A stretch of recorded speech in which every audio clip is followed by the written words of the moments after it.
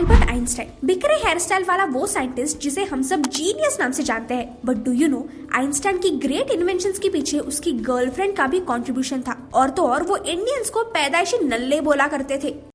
मेरे को जानता नहीं है। अब वो क्यों, ये तो आपको वीडियो के एंड तक पता चल ही जाएगा, क्योंकि आज मैं आपको एल्बर्ट आइंस्टाइन के बारे में कुछ ऐसी डार्क चीजें बताने वाली हूँ जो शायद ही आपने सुनी होगी। नंबर 1, जर्मनी में अपना हाई स्कूल आधा छोड़ने के बाद आइंस्टाइन अपनी स्टडीज पूरी करने के लिए स्विट्जरलैंड में शिफ्ट हो गए थे।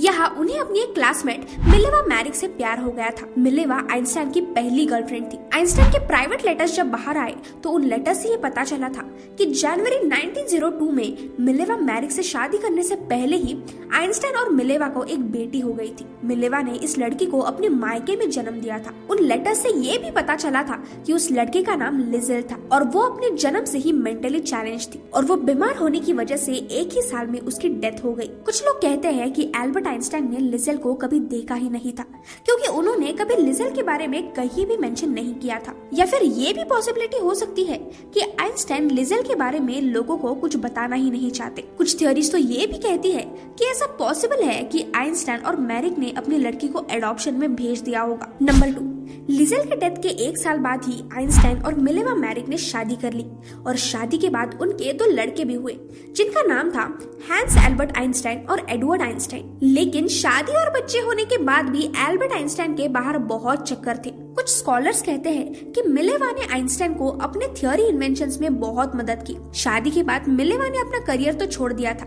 लेकिन वो आइंस्टाइन को अपने इन्वेंशंस में हेल्प किया करती थी। लेकिन आइंस्टाइन ने अपनी पत्नी को कभी खुश नहीं रखा। मिलेवा को वो पत्नी कम और नौकर की तरह ज्यादा ट्रीट करते थे। बच्चे होने के बाद उन्होंने कभी मिलेवा के साथ फिजिकल रिलेशन नहीं रखा, बल्कि वो उसे बहुत बुरा ट्रीट करते थे।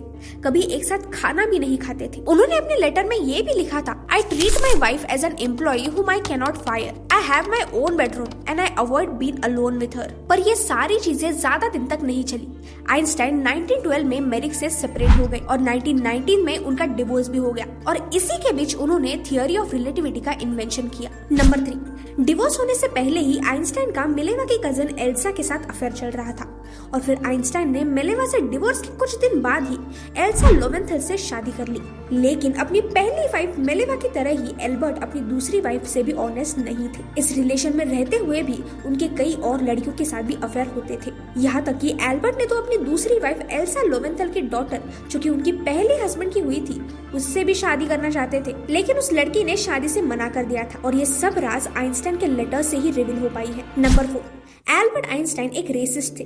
वो पहले कहा करते थे कि व्हाइट पीपल ही दुनिया रूल करने वाले हैं और ये जो एशियंस है वो बहुत ही ज्यादा गंदे और डील करने के लिए बहुत डिफिकल्ट है, जो कि काफी ज्यादा इंसल्टिंग था।